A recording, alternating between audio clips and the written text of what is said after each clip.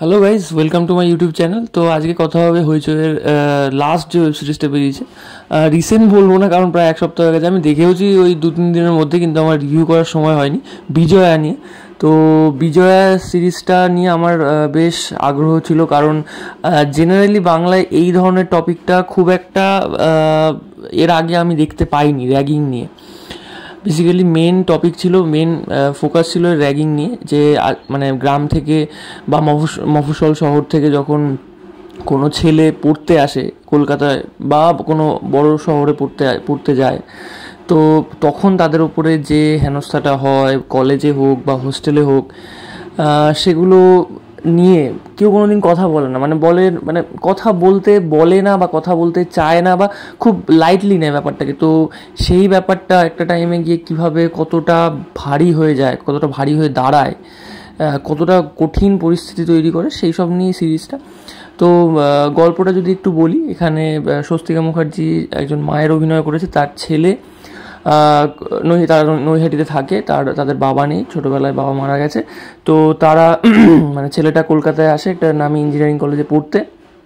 তো তারপরে হঠাৎ একদিন খবর আসে, মানে সকালে খবর আসে যে তার ছেলে সুইসাইড অ্যাটেম্প্ট করেছে। তো তারপরে ইনভেস্টিগেশন করতে বলা হয়, পুলিশ ইনভেস্টিগেশন করতে চায় না। তারপরে আস্তে আস্তে কীভাবে জট ছাড়ায় স্বস্তিকা মুখার্জি, কীভাবে জিনিসটাকে নিয়ে আরও মানে এগোয়, সেইটাই নিয়েই গল্পটা। তো সিরিজটার মানে যদি এক কথায় বলি, সিরিজটা বেশ ভালো একটা সিরিজ হয়েছে। ছোটোর মধ্যে কম্প্যাক্ট সিরিজ, কোনো লেন্দি নয় বা খুব একঘেয়ে টানটা মানে বেশি টেনে টেনে বড় করেছে সেরকম সিরিজ নয়। খুব ছোট একটা সিরিজ, 6টা এপিসোডের সিরিজ, আর কম্প্যাক্ট একটা সিরিজ। আর সিরিজের মানে পজিটিভ দিকগুলো যদি বলি, প্রথম হচ্ছে এর সাবজেক্টটা। এই সাবজেক্টটাই মানে এরা হচ্ছে সব মানে ব্যাকবোন আর কি। মানে এইরকম সাবজেক্ট নিয়ে বাংলায় খুব একটা কাজ হয়নি।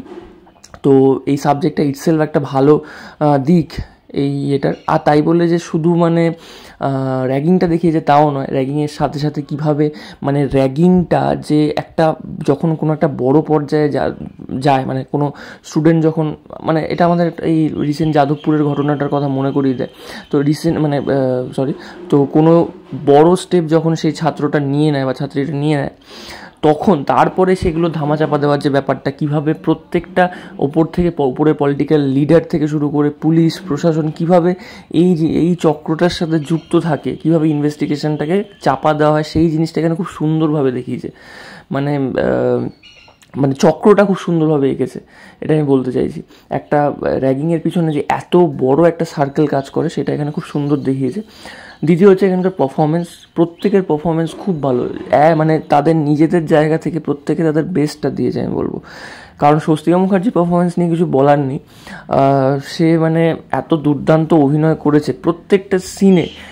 টাফ মানে একটা মানে বলে না ওই নারকেলের মতো, মানে বাইরেটা শক্ত ভেতরটা নরম, সেই যে মায়ের যে ব্যাপারটা, সেইটা খুব সুন্দরভাবে দেখেছে। প্রথমে সে যখন তার ছেলের সাথে ইন্টারাক্ট করছে, বা প্রথম যখন সে নৈহাটি থেকে কলকাতায় এলো, তখন যে তার যে বিহেভিয়ার বা তার যে বডি ল্যাঙ্গুয়েজ, মানে নতুন শহরে এসে তার যে বডি ল্যাঙ্গুয়েজটা, আর ঠিক কদিন পর থেকে আস্তে আস্তে যখন সে পুরোই ম্যাটারটার মধ্যে ঢুকে গেল, বিভিন্ন পলিটিক্যাল লিডার থেকে শুরু করে কলেজের প্রিন্সিপাল, পুলিশ, সবার সাথে যখন গিয়ে সে দেখা করছে, তখন যে তার বিহেভিয়ারটা মানে অসাধারণ। মানে তার যে চেঞ্জটা এত সুন্দর যেখানে দেখিয়েছে, এত সুন্দর এখানে করেছে, সেটাই অসাধারণ লাগে।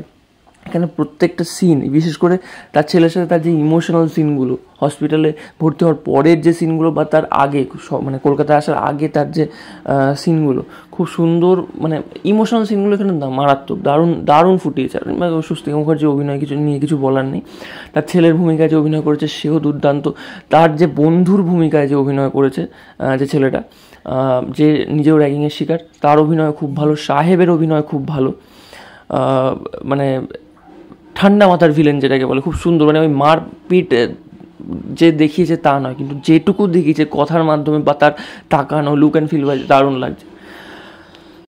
এছাড়া এখানকার যে গানগুলো, ব্যাকগ্রাউন্ড স্কোরগুলো, সেগুলো বেশ ভালো। গানগুলো এখানে একটা পজিটিভ পয়েন্ট। এখানে না স্টোরিটা এক লাইন অনুযায়ী বলেনি, মানে পুরো একদম যে প্রথম থেকে শুরু করলো, সে শহর থেকে মফস্বল থেকে শহরে আসছে, তারপরে তার এখানে হোস্টেলে যে ব্যাপারগুলো ঘটছে, না এইভাবে বলেনি, একটু ফ্ল্যাশব্যাকে গেছে। প্রথমে সিনটা দেখিয়েছে, তারপরে ফ্ল্যাশব্যাকে গেছে, কিছুটা ফ্ল্যাশব্যাক আবার তার পুরনো মানে তার বাবার যে ঘটনাটা সেটা দেখিয়েছে, মানে অল্প অল্প করে সমস্ত ডাইমেনশন টাচ করেছে যাতে গল্পটা এঙ্গেজিং হয়। তো এই জিনিসটা বেশ ভালো লেগেছে আমার। তো ওভারঅল এই সিরিজটার মানে পজিটিভ দিকই বেশি, নেগেটিভ দিক আমি খুব একটা পাইনি। নেগেটিভ দিক বলতে মানে শেষের দিকটা, প্রথম দিকটা যেভাবে এগোচ্ছিলো বেশ ধীর স্থিরভাবে স্লোলি আস্তে আস্তে যে কোরের মধ্যে ঢোকাটা, কিন্তু শেষের দিকটা একটু ফাস্ট হয়ে গেছে আর কি। ওইটা যদি আরেকটু ডেপথে গিয়ে দেখা যেত যে তারপরে মানে আরও কীভাবে সে জটগুলো ছাড়াচ্ছে, আরও সবার বিরুদ্ধে কীভাবে মানে রিপোর্টার, প্রেস, ওদিকে যে মেন যে ভিলেনটা, যে নেতাটা, মানে নেতা ঠিক নয়, এডুকেশনাল হয় না, মানে এডুকেশনের সবচেয়ে উপরের মাথা, যার কাছে মানে যার নিচে সরকার থাকে আর কি, এরকম ব্যাপার। তো তাদের সাথে কীভাবে ট্যাকেল করছে আর একটু দেখালে বোধহয় ভালো হতো। তো যাই হোক, এর ক্লাইম্যাক্সটা কিন্তু খুব খারাপ নয়, ক্লাইম্যাক্সটা বেশ ভালো। বিশেষ করে লাস্টের সিনে যখন মানে স্বস্তিকা মুখার্জির যে অভিনয়টা, ওটা তো আরও ভালো, মানে অসাধারণ। ওই অভিনয়টা দিয়ে জিনিসটা আরও বেশি ভালো লাগে। তো এই ছিল আমার রিভিউ। বিজয় সিরিজটা বেশ ভালো একটা সিরিজ, হইচইয়ের ওয়ান অফ দ্য মানে বেস্ট সিরিজ। হইচইয়ের মানে টেকনিকটা আমার বেশ ভালো লাগে, মানে বছরে 3-4টে করে বেস্ট দেয়, আর তার মাঝখানে ওই বেকার সিরিজগুলো ঢুকিয়ে দেয় আর কি। যাই হোক, তো এই সিরিজটা কিন্তু মানে ওয়ান অফ দ্য বেস্ট কাজ হইচইয়ের, বেশ ভালো একটা সিরিজ, সবাই দেখুন। আর যারা দেখেছেন তারা কমেন্ট সেকশনে জানান, আর আমার সাথে একমত হলে সেটাও জানান। তো এই ছিল আজকের ভিডিও, এই ছিল আজকের রিভিউ। ভিডিওটা লাইক করে দেবেন, চ্যানেলটা সাবস্ক্রাইব করে দেবেন। আজকের মতো টাটা, বাই বাই।